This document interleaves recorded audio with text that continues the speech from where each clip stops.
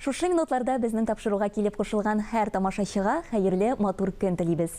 Бәйрәм ялларын кайда һәм ничек үткәрергә дип планлаштырасызмы? Кәрим Тинчурин исемендәге драма һәм комедия театры барлык тамашачыларны премьерага чакыра. 21 һәм 22 февраль көннәрендә театр сәхнәсендә Нәбирә Гыймаддинова әсәре һәм Тәслимә Хәләф инсценировкасы буенча «Утка очкан күбәләктәй» романтик драмасы куелачак. Спектакльнең режиссеры Россиянең ат казанган Татарстанның халык артисты, режиссер, педагог Зөфәр Харисов бүген туры эфирда студиябызда кунакта. Зөфәр әфәнде, исәнмесез? Хәерле матур көннәр сезгә. Ассаламу алейкум ва рахматуллахи ва баракатуху. Һәр шәхсебезгә дә шулай хәерле бәрәкәтле көннәр, хәерле эшләр насыйп булса иде. Амин, шулай булсын. Премьера турында сез башлаганчы бер фактка тукталасы килә, Зөфәр әфәнде.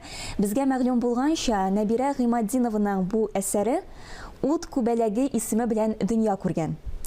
Инде алга таба әлеге әсәргә инсценировка язган Тәслимә Хәләф аны «Утка очкан күбәләк» дип үзгәртә, инде тамашачыга ул «Утка очкан күбәләктәй» дип тәкъдим ителә. Менә күреп торучы 3 төрле исем, 3 төрле вариант.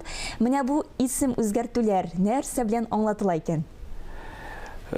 Әлбәттә, авторның үз әсәренә мөнәсәбәте, һәрбер авторның бу үз мөнәсәбәте бар. Нәбирәнең дә үз мөнәсәбәте, Тәслимәнең дә үз мөнәсәбәте, һәм инде куючы режиссер буларак минем дә үз мөнәсәбәтем бу әсәргә карата. Мин инде шулай хәл иттем. Утка очкан күбәләктәй дип. Чөнки кеше күбәләк турында сүз бармый, кеше язмышы турында сүз бар. Шуңа күрә утка очкан күбәләктәй дигән өстәгәчтен кеше язмышы тасвирлангач, мин шулай дөресрәк булыр дип уйладым да, шулай хәл иттегез.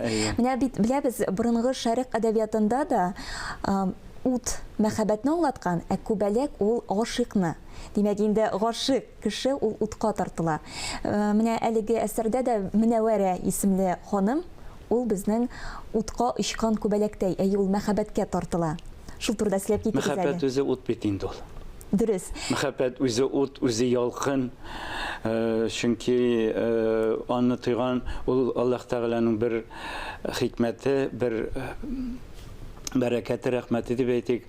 Бәлкем ул бөтен кешегә дә бирелмидер дигән фикердә торам мин. Мәхәббәт ярату, чын мәхәббәт, чын ярату.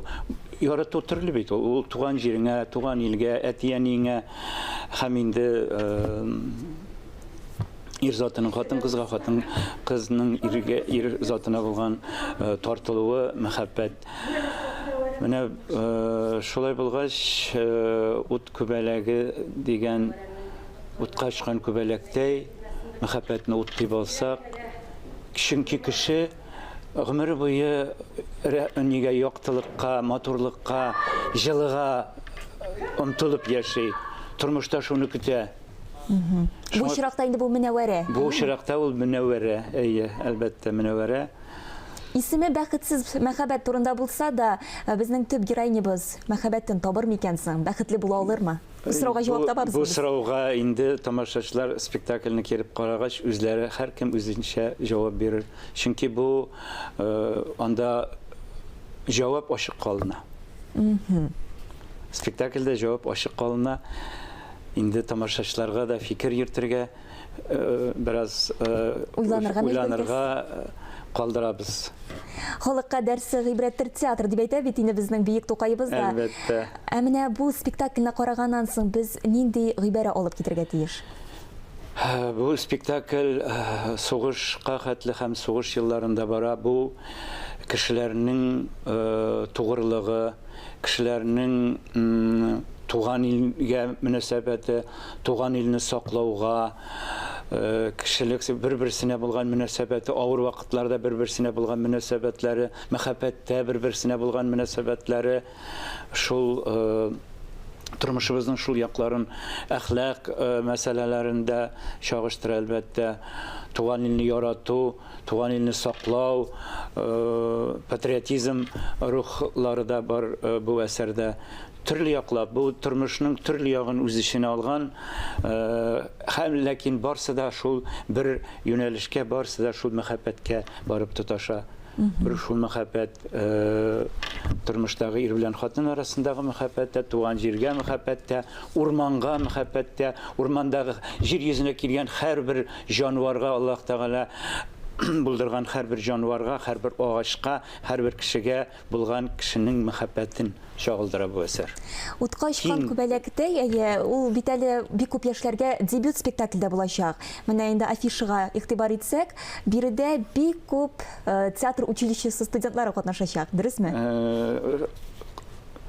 Дөресен әйткәндә, алар күмәк сәхнәләрдә катнашалар. Ул минем чыгарыш 4нче курс студентлары театр училищесының.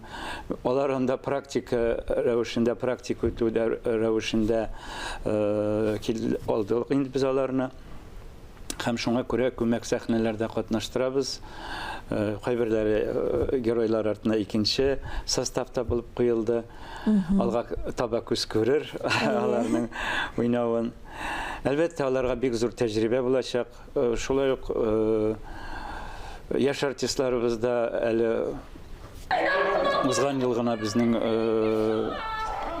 театрга эшкә урнашкан артистларыбыз да бар. Сәкинә һәм Рамил Минхановлар менә. Юк, Сәкинә белән Рамил Минханов турында Әлмәт театрынан күчеп килгән, алар хәзер экранда без аларны күрсәтәбез хәзерге вакытта. Алар инде тәҗрибәле артистлар. Шуңа карамастан да мин аларны беләм шәхсән, һәм алар шушы ук спектакльдә мин аларны алдым, икесен дә, Рамилне дә, Сәкинәне дә. Һәм алар барысы да бер максатка эшләячәкләр, bir спектакльнең bir бөтенлеге өчен. Зөфәр әфәнде, без премьера турында сөйләшеп, сез алып килгән бүләк турында да онытып җибәргәнбез бит. Ул да булса, Утка очкан күбәләктәй спектакленә 2 кешелек чакыру билеты. Һәм инде әлеге чакыру кагазына ия булыр өчен бик гади бер сорауга җавап табарга кирәк. Ул да булса, Кәрим Тинчурин исемендәге драма һәм комедия театрында 87нче театраль сезонда әлеге спектакль, ягъни инде Утка очкан күбәләктәй ничәнче премьера икән? Әлеге сорауга җавап беләсез икән, безнең редакциябызга шалтыратып, тиз арада җавап бирегез. Телефон номерыбызны сез экранда күрәсез. Менә без 87нче театраль сезон дип тә башладык. Саннар турында сүз киткәчтен инде сезгә дә кагылып узасы килә. Сезнең бит инде театрда эшли башлавыгызга 40 ел икән. Әлхәмдүлиллаһ, шөкер. Ничек тиз вакытызда һәм шушы вакыт аралыгында күп рольләр башкарылган. Инде режиссер буларак аларның ничәсе театр сәхнәсендә уйнау икән? Минем бу режиссер буларак Тинчурин театрында куелган 7нче спектаклем булалар бирсә, алар барсы да әйтергә кирәк, уңыш белән бик озак еллар сәхнәдән төшмичә бардылар. Мин режиссербыз Рәшит Муллагалиевичка да бик рәхмәтлемен, чөнки ул миңа шундый мөмкинлек бирде, спектакль куярга мөмкинлек бирде. Бусы да шулай ук уңышлы булыр дигән өметтә калам, чөнки яратып эшлим, артистларыбызны яратам, бик талантлы безнең яшьләребез дә, өлкәннәребез дә. Алар белән эшләргә рәхәт, алар аңлыйлар, бер сүздән аңлашып эшләгәчтен, бер-берсен яраткан ир белән хатыннан гына матур, тәрбияле балалар туа дигән шикелле, режиссер белән актерлар бер-берсен хөрмәт итеп яратып эшләсә, иншалла шундый матур спектакль туар дип өметтә калам. Сез бит әле менә шушы әсәргә инсценировка язган Тәслимә Хәләф белән бик якын дуслар булгансыз. Хәтта бер интервьюда сез әйтәсез, безнең Тәслимә белән ниндидер бер рухи җеп бар иде. Менә әлеге әсәргә алынгачтан сез ничектер бер дуслык кадере һәм инде Тәслимә Хәләфнең рухына карата берникадәр җаваплылык тойдыгызмы? Әлбәттә, без инде бу әсәрне ул Яңа татар пьесасында җиңү яулады. Шул көннән башлап без хыялландык бу спектакльне уйнарга, үзем дә уйнарга. Оннан соң инде кую мәсьәләсе буенча да бик теләп алынган идек, ләкин язмыш шулай, Тәслимә Хәләфне вакытсыз арабыздан китеп бару сәбәпле, минем һәр вакыт күңелемдә булды бу әсәрне куярга теләге, чөнки минем беренче куйган әсәрем шулай ук Тәслимә белән бергә Нәбирәнеке иде, сихерче. Гомумән Нәбирәне автор буларак яратам. Ул шул хәтле ирләр мәхәббәтендә, хатын-кыз мәхәббәтендә шундый тирәнтен белеп, аңлап яза. Миңа бик якын шуңа күрә бер шиксез менә шундый мөмкинлек туды һәм хыялларымны тормышка ашырга мөмкинлек бирделәр. Һәм инде барлык тамашачыларны Тәслимәнең якты рухына да дұға булып барыр дип уйлыйм бу спектакльне. Әйе, амин, шулай булсын.